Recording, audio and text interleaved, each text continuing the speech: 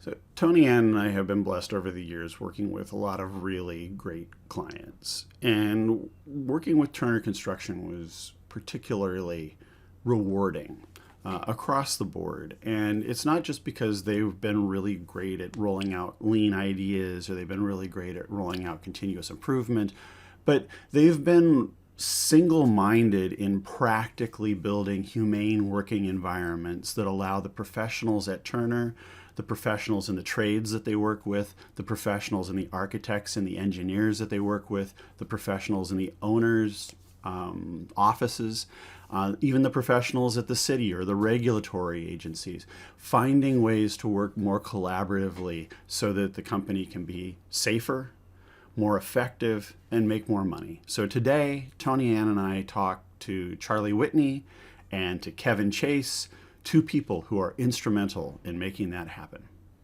So with us today are Charlie Whitney and Kevin Chase from Turner Construction in Manhattan.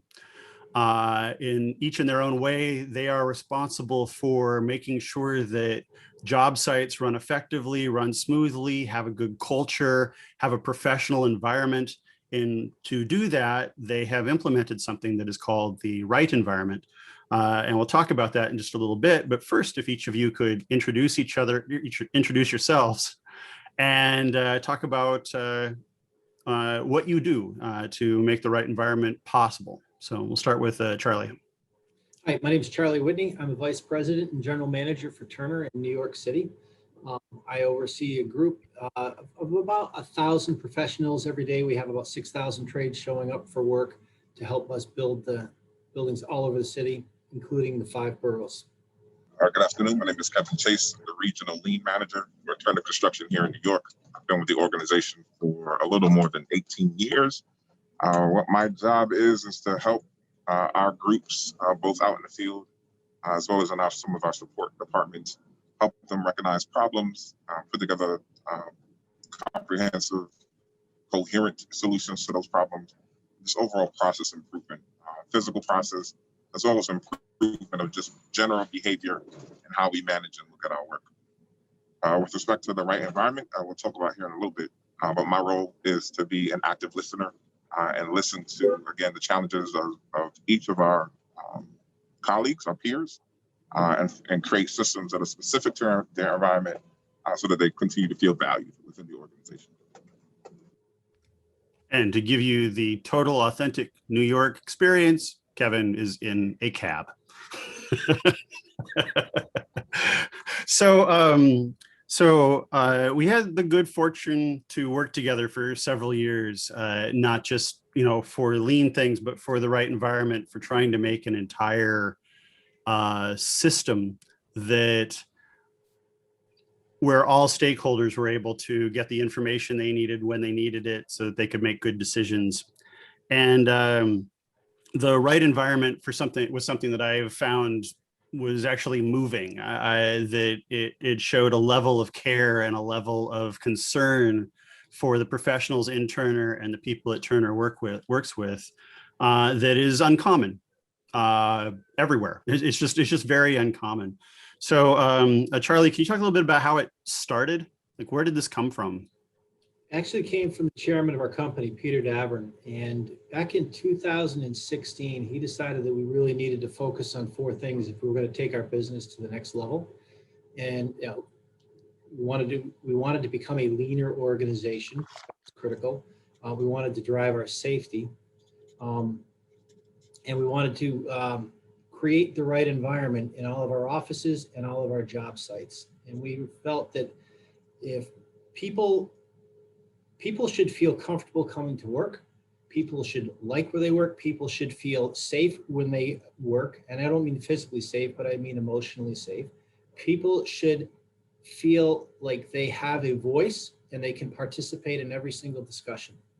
And when those things aren't present, and people really don't like to come to work, they don't work at their best, it becomes more of a job. It's no longer a career, and they're not contributing at a level that they are capable of contributing because they're shut down. So we wanted to enable all of those great things that everybody has inside of them.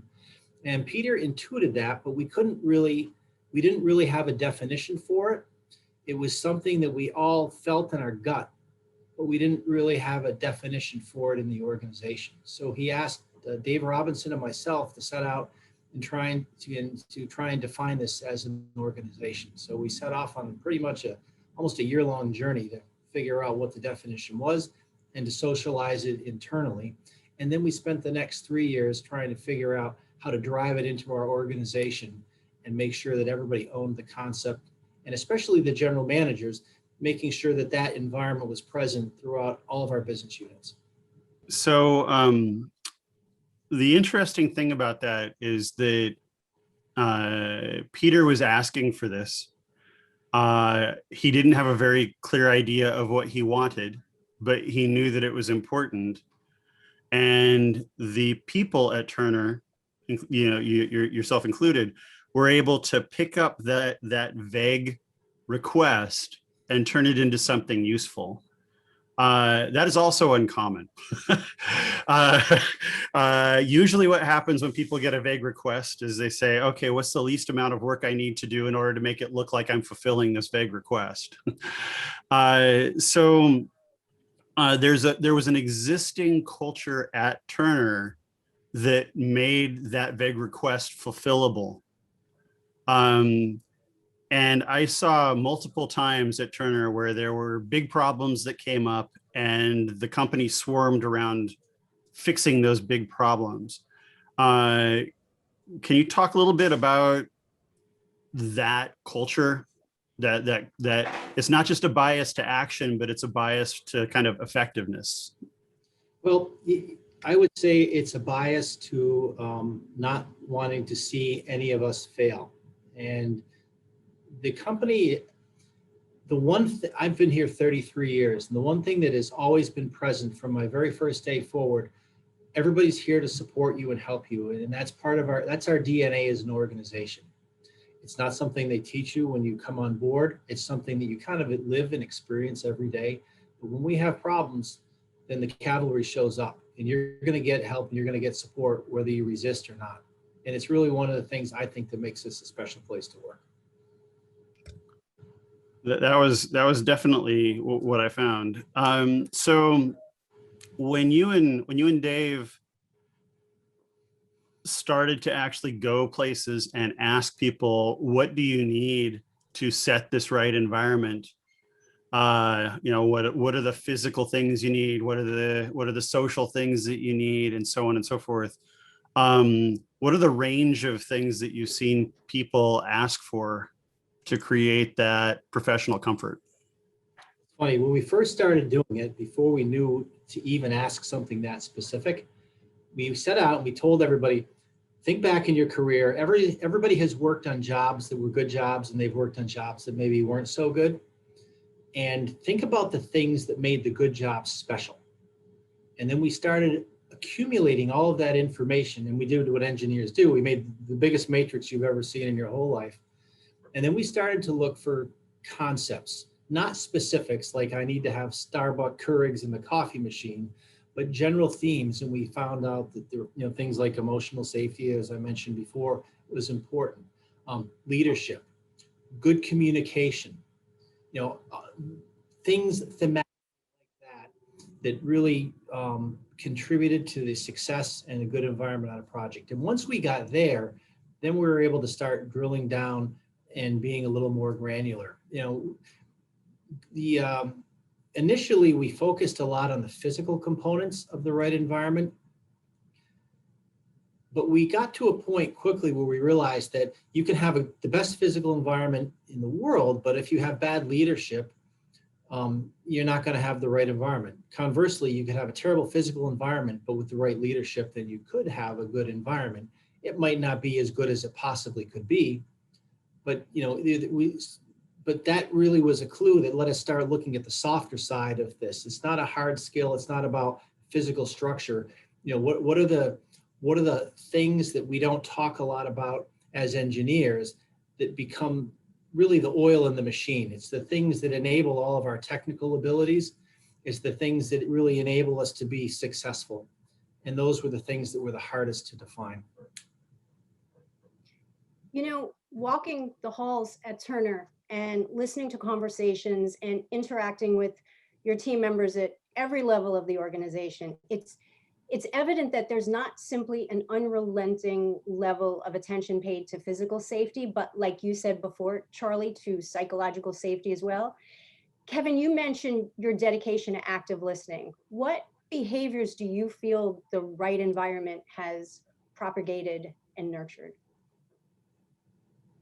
I think it really is just that. I think there's an intentionality from our leadership to really understand how we can affect our greatest resource. If you know the culture of Turner Construction, you'll hear often our greatest resources are people. The only way that you can help influence and impact in a positive way that resource is to really understand what are the needs, what are the people who work for us, what do they think that they need to feel successful? Why do they actually want to come to work? So by developing these really attuned ears to listening to the specifics, not just about can I make that submittal process better for you, or that RFI come back a little bit faster, but what are the values? What are your values that makes you want to come to work for our organization and interact in the environment that we actually create here? You can only do that by actually going closest to the source. A term that we use here is go to the Gemba. It's a Japanese term we've heard many times in our environment. And for us, from a management perspective, the Gemba is really our people. In order to have the best organization, we have to have the best people, and they need to be operating at their best. And they can only do that if they have an environment where they feel safe to do so. I appreciate that. I appreciate that, a lot of organizations, they embrace the concept of lean. Some I actually feel hide behind it. They focus on the waste. And what I have always appreciated about Turner folk is that you all really tap into perhaps the least spoken about waste, that sense of untapped human potential, with your focus on people and the skills that they bring to their position. Kevin, when you're listening and somebody has a need, and there's some conceptual ways that they can get to that need, to finish that need, to meet that need, but they're super busy. They've got a bunch of stuff going on, and the solution feels like work.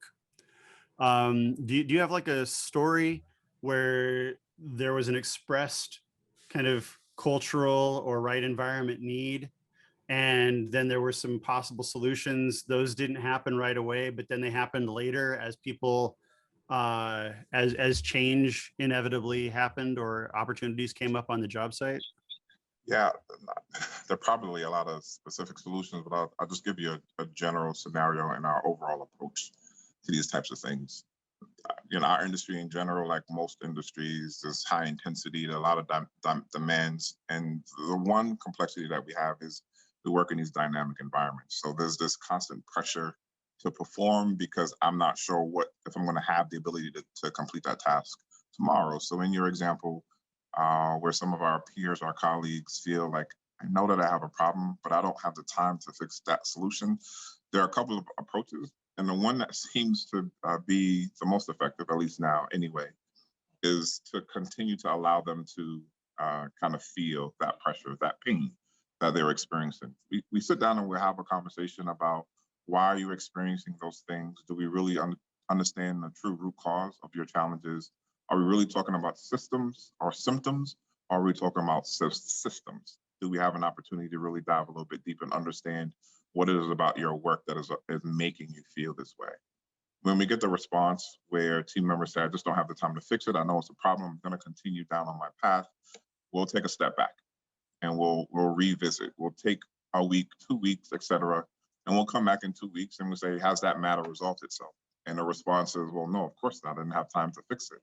So that conversation, that given that space for the user to understand that they too need to be active in helping to change what they're experiencing, is very important.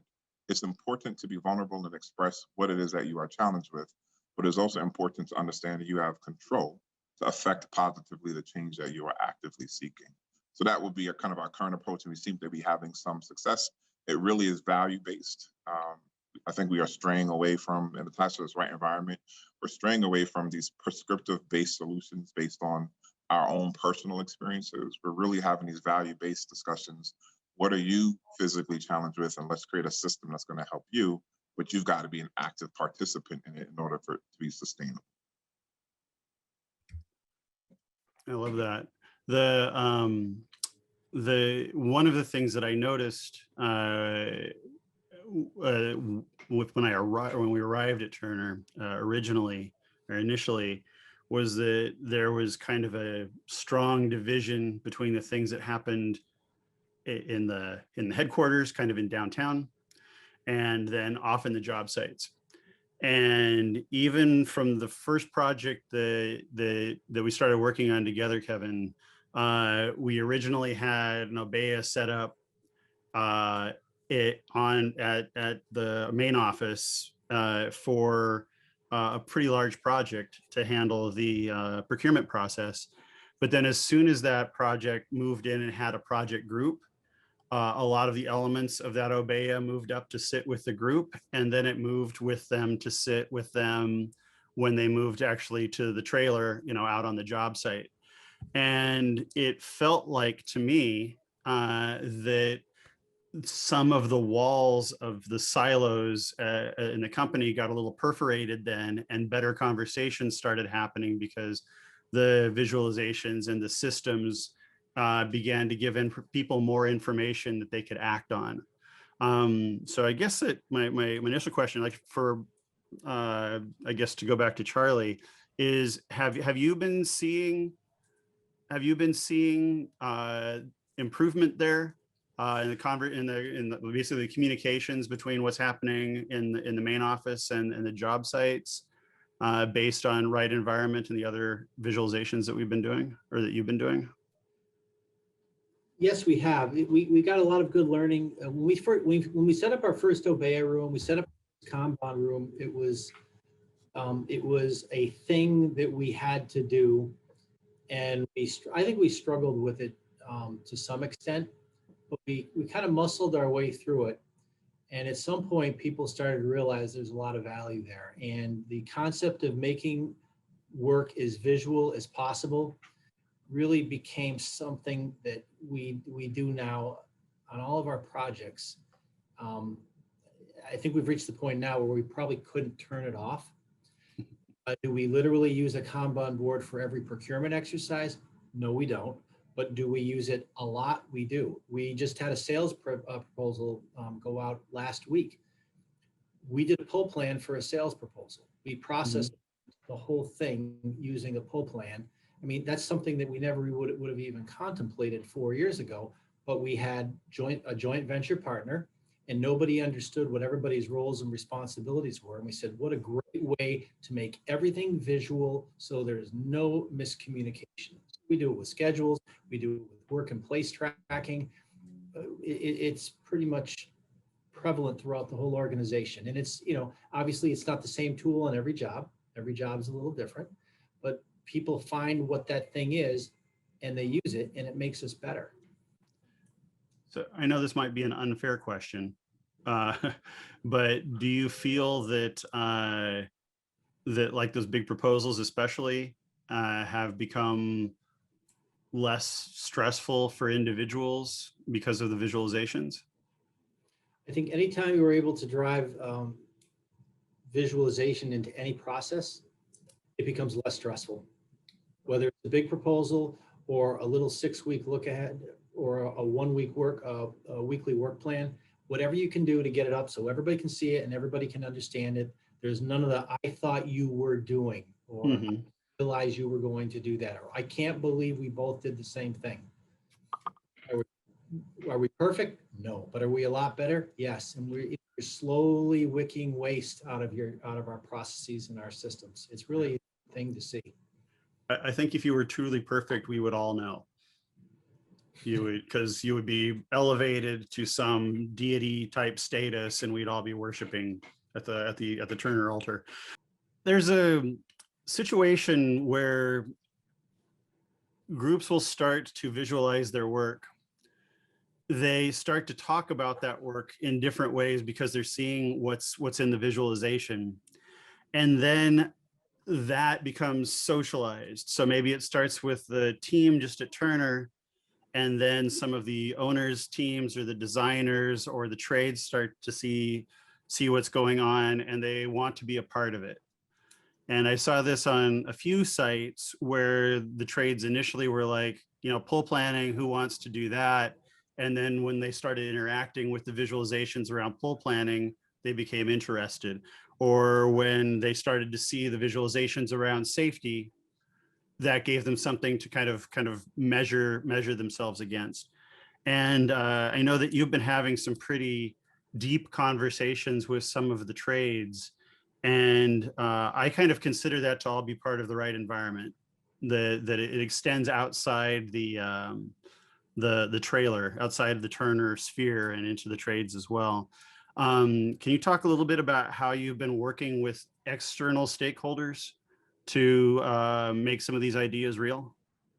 Yeah, so it's interesting. So the meeting I'm actually just coming from, we've only been working with this specific team and their trade partners for a little less than a week, maybe about a week exactly.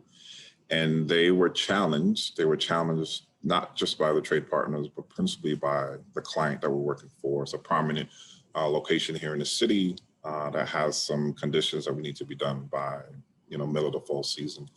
And the challenges that were being expressed was that there wasn't a high level of communication. The owner has identified that we have unlimited resources to help clear problems for you. All we need you to do is to develop a system that actually makes those challenges transparent with enough time for us to affect positive change. Same way with the trade partners. The trade partners felt like they were constantly being challenged to meet these dynamic schedule requirements. So every day the due date shifted, and it shifted just based on what the project leadership had in their head, because there wasn't a plan. That plan wasn't communicated effectively. So it's interesting. Our approaches don't, and in most cases aren't different. So when we talk about the right environment, the environment is not just within the walls of Turner Construction. The environment is where we have influence, where we participate, et cetera. And so in this particular instance, the trade partners were craving stability. And the mechanisms used to stabilize that environment was physically visualizing the plan. We took some elevations, we pulled out color pencils, not a very, very low tech solution. We identified dates, and we spoke really about the why behind these things. These dates cannot shift because we've got a milestone commitment to our owner. Here is how we're going to execute that plan together. I need your feedback. Well, we spent more time talking about the why behind things and what were the needs of the trade partners to help inform the system. So the system that we have now developed, as low tech as it is coherent. We left the discussion where the trade partner said, I finally understood what you said to me 2 weeks ago, because they now had an opportunity to introduce this context on a drawing with a red and yellow color pencil and sketching that made very clear on what the expectations were. And really that's ties into what we're talking about. If we can create an environment where the expectations are clearly understood, communicated to all of the stakeholders, then we have an environment where everyone understands how they can be successful. So I know your question was specific about engaging of external parties, but for us, it's the same. We have to treat it the same. We have to execute it the same in order to have that kind of stable, predictable outcome. Kevin, can you talk a little bit about Turner's concept of active caring and how that fits into what you just said? So it's very, very similar. So it's interesting when you introduce that concept, especially in our industry where it's stereotypically or maybe actually kind of rugged and rough, kind of aggressive, and you start using the word caring, the immediate perception is that you're talking about soft hugs and cuddling. And it really isn't about that. It really is about what can we do together to create an environment that is respectful. And then respectful is also layered as well. an environment where we're going to be accountable to each other, where we're going to meet upon our commitments based on what we said that we're going to do so that I can actually execute my own work and our own process, is an environment that is truly caring. I need to be done today so that my partner, my peer, and my adjacent trade partner can do their work tomorrow. They've got the same constraints as far as being productive and profitable for their suppliers, their owners, et cetera. If I understand what it is that they need and they understand what it is that I need, at its core, that really is an environment that truly is caring. I think there is, again, to make the difference between this soft approach, it really is hard work to get there. And I think by using these really practical examples about respect and accountability for kind of an aligned approach to success, has made that definition a little bit more clear for ourselves included, as well as our trade partners. Hopefully It's clear, but if I may, still include active caring, lean, and right environment. But I'm going to say as time passes, we're really starting to see that these three disparate concepts are really all theme and variation on the same thing. And you can't really have one without the other. And I would say with every day that passes, the lines between them become blurrier and blurrier. That's beautiful. Absolutely. Yeah, I would echo that. I would echo that. Our ideal state is not to call it anything. It's just the way that we should be behaving, right? It's not the right environment. It's not active caring. This is really about a way that we know is the right way to actually act within any given system. I mean, it's going to reach a point, we hope, in the not too distant future, but blurring the lines between active caring, lean, right environment, and safety, and just general production planning on all of our projects and in all of our departments. Everything is really starting to look like it should be the same. You know, immediately I'm thinking about, you all are what, 119 years old as an organization? And Kevin looks really good. No, but I'm thinking about some of our organizations that are so stuck in the status quo and to, this is the way we've always done things around here. We can't possibly change. And then I look at an organization like you all, talking about things like caring and listening and respect and practically talking about those things practically, operationalizing those things. Yeah. As a I think it's really important to acknowledge that this is all very hard. It's uncomfortable for a lot of people. So those organizations that have a hard time in making that shift into saying we're going to continue to do it our way, we still have a large faction of our own group that still struggles with this adoption. I think it would be disingenuous to say that the flip switched and everyone is kind of on the same train. It has been a slow, arduous process. We are starting to see the benefits of it, but we still have a lot of work to do. So that's, if there is no other message to give to anyone that might be listening to this, is that there's got to be a tremendous amount of patience and there's got to be a tremendous amount of leadership to keep folks aligned on this is our overall vision. We'll get there when we get there. We're just going to be committed to getting there. We started our lean journey in 2014, and we're just now getting traction.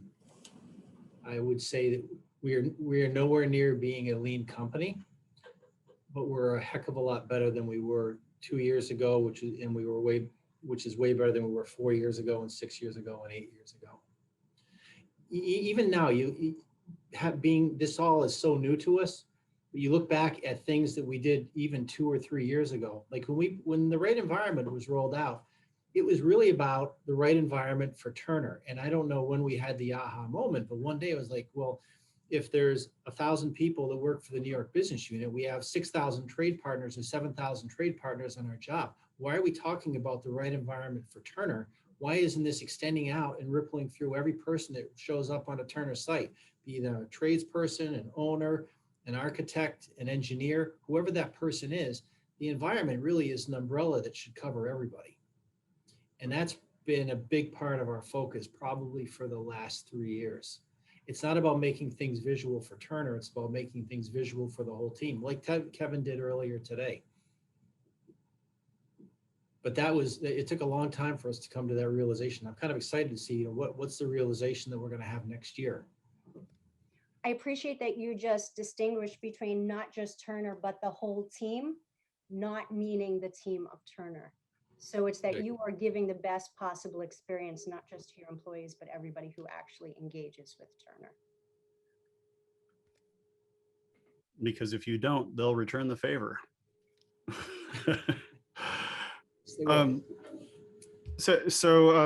We're pulling up to the end of our time here. The thing that you just said about the distance covered by Turner over the last 4 years or so, I certainly, enjoyed being in the middle of that kind of whirlwind of change. And the one thing that I'll also note is that, an advance would be made on one project, another project would kind of watch, and then some other intrepid project would take it one step further, and then one step further. And then by the time you got a certain number of steps, the original experiment kind of becomes SOP for new projects. And that continuous improvement cycle is being waged every day. So it's not that Turner isn't perfect, it's that Turner is actually engaged in continuous improvement, and that's a good thing. And that if you were perfect, you would have nothing else to improve, and you just sit around and you'd say, oh, well, okay, we've got this proposal, I'll just hit the build button, and the nanobots will go out and build the building, and in 15 minutes they'll be all done. So that's been what I've really enjoyed watching. And like every time I talk to you have some amazing news story of something that's happened recently, and that's, I don't know, it's moving for me. Do you guys want to wrap up? Do you have any closing comments, or are you feeling pretty good? I just want to say one thing. We've made remarkable progress in the last, I'm going to say 12 to 18 months. And you say that's kind of counterintuitive because of COVID and everybody was dispersed. But somehow in the midst of all of the problems we were having, we really managed to put a bright, shiny light on fact-based problem solving. And we started leveraging that tool in a way that we never had.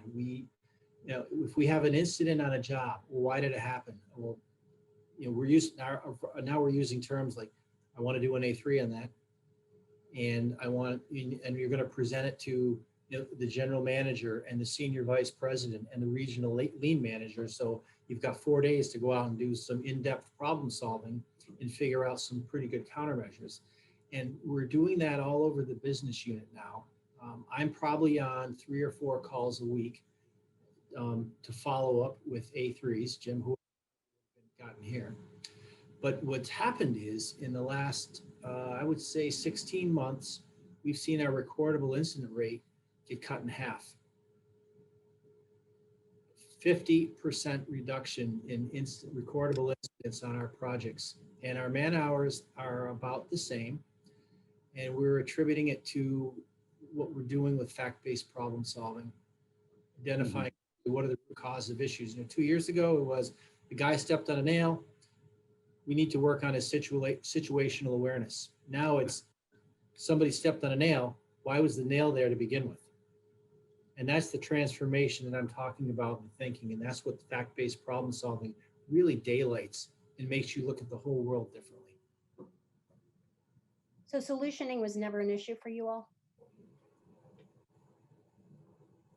Going into a problem and people saying they already know what the solution is. Oh, good. Today we'll do an A3 tomorrow, and people will be telling us the answer as they're writing their problem statement. I had a conversation with one of our senior construction execs who's very good friends with Jim Benson, one of our lean leaders in the business unit, and he had an incident on a job, and it was one of those things. He came back to me exactly what I just described. Charlie, it's situational awareness. What do you want from me? And then we started going through it, just a really simple interrogative about, well, why did it happen?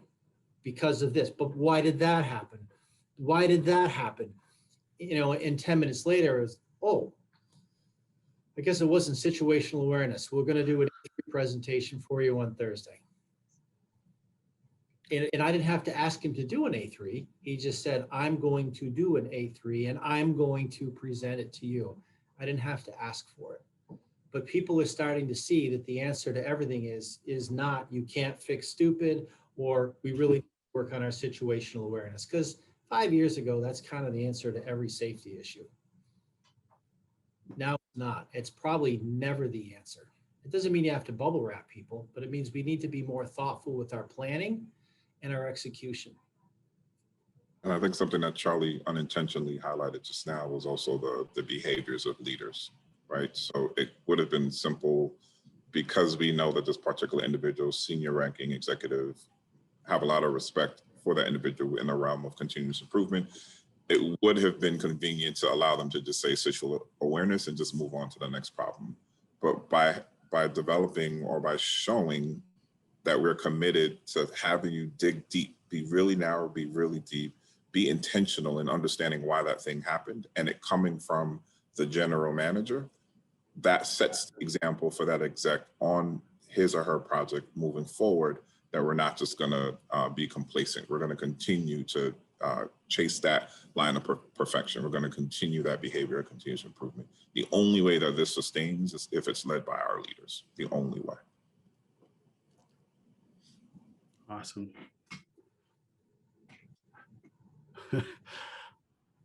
I never have a bad conversation with you guys. I'm very much looking forward to when my wife will let me get on a plane and fly to New York. The four of us will have an awesome dinner. So Kevin, Charlie, this has been fantastic. Still really, you guys just always blow me away with what you're doing and how you're doing it. Every And conversation we have with you all, it's like I leave with intentional, thoughtful, and humane. And I'm grateful you guys are out there doing this. I really am. Thank you. If my lights were on, you'd see me blushing right now. Well, thank you guys. You've helped us. Thank you very much. So thank you. Super appreciate you all. so I think you can all see why we enjoyed working with and talking with these guys so much. I want to, of course, thank Kevin and Charlie for showing up and for having such a great conversation with us. Just like Tonianne said, we were always amazed by how thoughtful and how deep their approach is to lean, to visual management, to working together, and their just kind of innate understanding that culture drives quality, drives safety, and our abilities to set up systems that communicate well with people, that respect them, that build good relationships, that build flow, that build good feedback loops. That all those things are what makes quality work happen. And they get it. They deserve more attention than they're getting, whether they want it or not. So thank you for tuning in to Collaborwocky number 5. If you want to hear more conversations about collaboration, about work visualization, about how to get by in the working environment in the 21st century, just click the little head in the lower corner there and subscribe. See y'all next time.